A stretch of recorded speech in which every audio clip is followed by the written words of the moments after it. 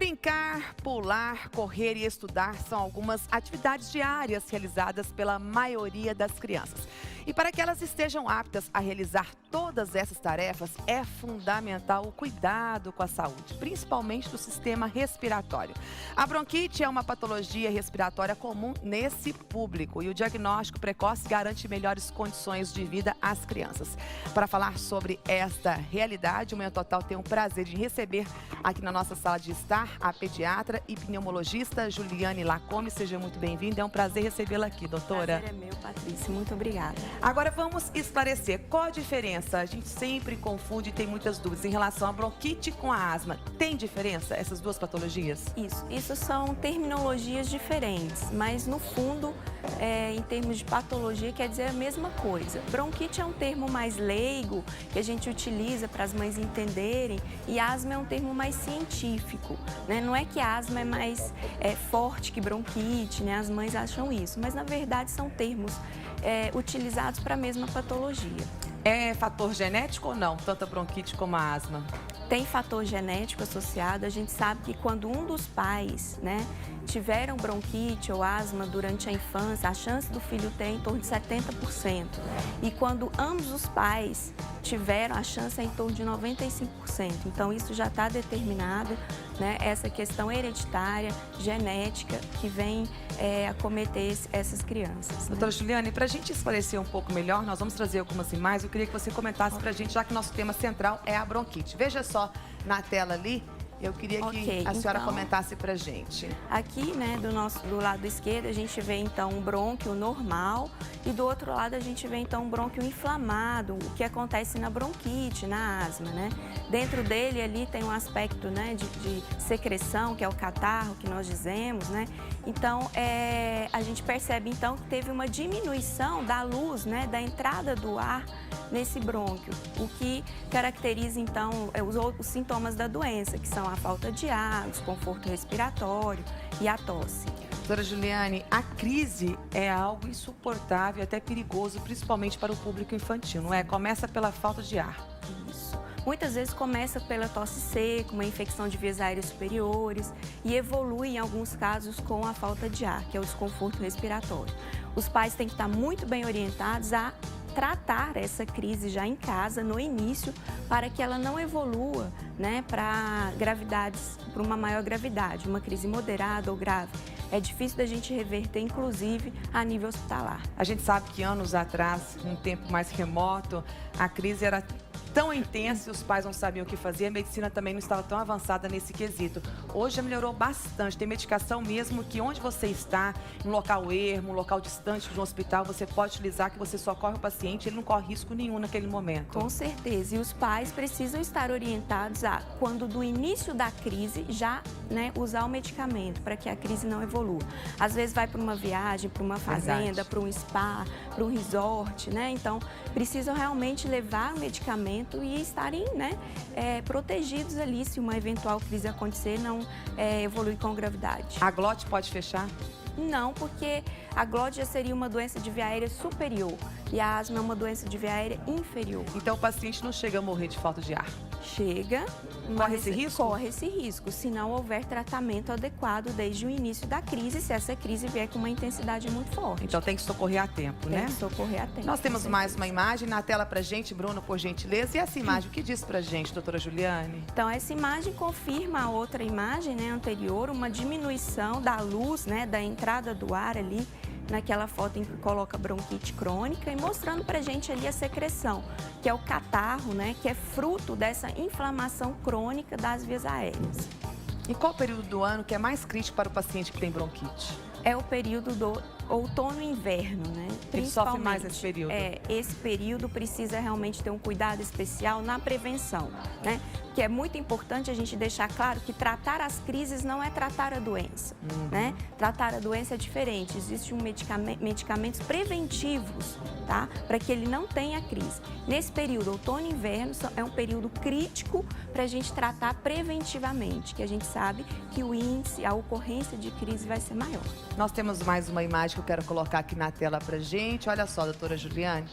É o que você trouxe pra gente, né? Isso. Ali o normal, né? O pulmão normal. E aham. pra quem tem a crise, no caso ali a asma, né? Isso, mostrando a inflamação e aquele outro aspecto embaixo que é a broncoconstricção, que é o fechamento do brônquio pela musculatura por aspectos inflamatórios mesmo. Quem está em casa se identifica, né? Quem sabe, né? Quem tem a bronquite ou asma sabe muito bem o que o paciente passa, o que ele sente, né? Então a família tem que se unir, a prevenção é o caminho, né? A orientação, a medicina está aí para ajudar.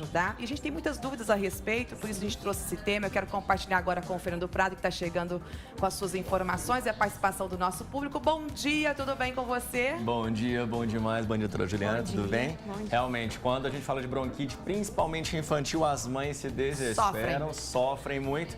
E claro que nós temos muitas participações. Eu pedi para o Bruno para colocar na tela, por favor. Algumas delas acho que vocês já falaram para a gente aqui, ó. A primeira já era uma dúvida o que é a asma e a bronquite. Então, Rosa Mara já foi respondido, tá? E aí a Silvana Freitas pergunta, a bronquite pode ser uma gripe mal curada, doutora Juliana? Não, a bronquite é assim, o vírus que causa a gripe, ele pode desencadear a bronquite, tá certo? Então, por isso que as mães acham assim, que é uma gripe mal curada, mas que é o próprio vírus, né? Ele desencadeia uma inflamação na via aérea e isso leva à bronquite. Nas crianças que têm uma predisposição, tá certo? Não são em todas. Tá, nós temos aqui então mais uma, Patrícia. Tem mais uma? Temos aqui a Solange Silva, diz o seguinte, meu filho teve uma gripe, um resfriado que nunca terminou. Já tem 4 semanas. Uma vizinha me disse que pode ser bronquite aguda. Mais uma vez, muitas relacionando dúvidas, à gripe, né? A gente nunca sabe o que é bronquite, o que é gripe, o que é asma, porque o peito chia. É A verdade. pessoa fala, tá chiando o peito, né? A gente coloca até a cabeça para saber o desespero da mãe, né? É porque, assim, a gente sabe que uma gripe, que é uma infecção de vias aéreas superiores, ela vai durar em torno de 2 a 3 semanas, Certo. né? E se isso prolonga, precisa de avaliação médica. Se tem febre, né, Então, doutora 4 Juliane? semanas já é bom dar Já uma é olhada. 4 semanas. Se evolui com febre, precisa de uma avaliação médica, desconforto respiratório. Então, o tempo médio é de 3 semanas. Passou disso, precisa realmente. E a coloração do catarro também é preocupante, não é? A coloração do catarro, Patrícia, é uma evolução da inflamação. Significa que não está indo bem. E isso significa que não está indo bem, né? É uma evolução. No início o catarro é claro, aquela coriza, depois evolui com um catarro amarelado, que a gente fala que é um catarro mais maduro, né? E que pode sugerir infecção. Nem sempre é. Nem sempre é. Excelente. Patrícia, temos mais uma aqui. A Aline Teixeira, do bairro Bosque, da cidade de Araguari. Muito obrigado pela participação. Eu, quando criança, sofri muito com a bronquite. Era sempre uma tosse carregada e eu chiava muito. Tudo piorou quando comecei a ter febre. Mas depois de 1 ano de tratamento, melhorei. Ou seja, é possível melhorar, então. É possível melhorar e isso é o que a gente faz hoje. Melhorar a qualidade de vida do paciente. Para evitar a crise. Para evitar a crise. Ele vai poder fazer o esporte de preferência dele. Que bacana. Ele vai poder viajar para o lugar que ele não viajaria antes, por causa do mofo, poeira, enfim. Então, isso previne, né? Certo. E ele deixa de ter. E sempre carregando a bombinha? Isso. Sempre carregando, eu falo que é um medicamento preventivo, né? Um medicamento para que, se ele tiver a crise, ele usar no momento adequado. Certo. Né?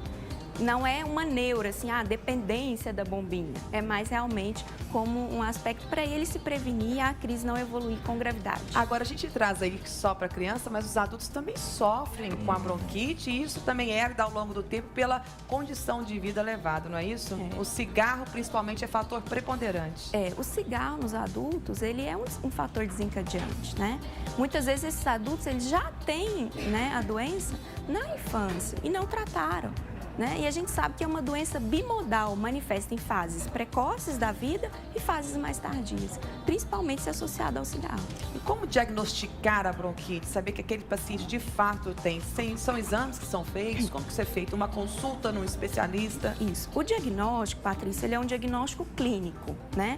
Pela anamnese, pela história clínica do paciente, a gente consegue realmente já chegar no diagnóstico. Existem alguns exames que nós utilizamos para respaldar esse diagnóstico, tá? Para dizer se é uma asma leve, moderada ou grave, né? Alguns testes alérgicos que a gente faz para ver o que pode desencadear mais a asma ou não. É mais nesse sentido, mas essencialmente o diagnóstico, na maioria dos casos, é clínico, é pela história do paciente. E realmente, né, quando a gente percebe, a mãe já sente que tem algo de errado ali, né? A gripe, ela difere bastante de uma bronquite pelo comportamento da criança, né? Ela já dá indícios disso, né? Já dá indícios. Porque a gripe é um quadro que a gente tem dor no corpo, febre, coriza, tosse, né? E a bronquite, ela já vem com o quê? Com falta de ar, a criança já não, né, tem um apetite preservado, né? Ela já não faz as suas atividades fica diárias, apática, né? fica apática, né?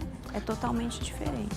Patrícia, só manda um abraço que a gente vai conseguir responder todas as perguntas, mas a Ana Lu Guimarães participou com a gente, Patrícia Prado, a doutora Deise Carvalho, a Alessandra Corrêa, fisioterapeuta, muito obrigado pelas participações. Gente participando. E aí Obrigada. só tem uma dúvida aqui que eu não sei se é mito ou se é verdade que apareceu. A criança quando está com o peitinho mais elevado, maiorzinho, isso também é um indício que pode ter alguma questão respiratória, bronquite, uma asma? Isso é uma deformidade torácica que pode acontecer nas crianças que têm a doença e não tratam. A gente fala que é o tórax, né, um pouquinho aumentado, aumento do diâmetro antero-posterior, né, da caixa torácica. Pode acontecer nas crianças que têm e não trataram, né?